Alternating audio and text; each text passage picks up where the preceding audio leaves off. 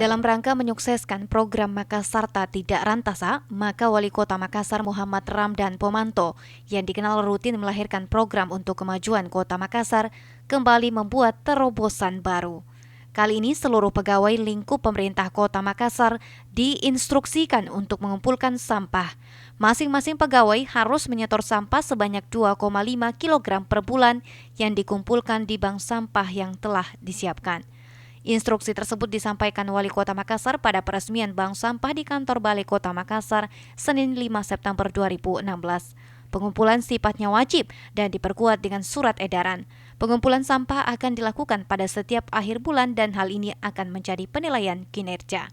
Itu sudah surat edaran resmi dari saya dan saya tadi menekankan lagi bahwa itu adalah wajib ya, setiap bulan 2,5. Bisa didaur ulang, Pak? Bisa didaur ulang. Saya lihat di sana yang di store, woi berat-berat. Artinya tidak ada lagi koran-koran bekas, tidak ada lagi kertas-kertas yang terlantar seperti itu, karena itu bisa bernilai ekonomis. Pengumpulan sampah akan dimulai pada bulan ini dan pemerintah Kota Makassar telah menyiapkan bank sampah dan gudang penyimpanan sampah yang dilengkapi dengan timbangan dan fasilitas lainnya. Ira, Pajar TV.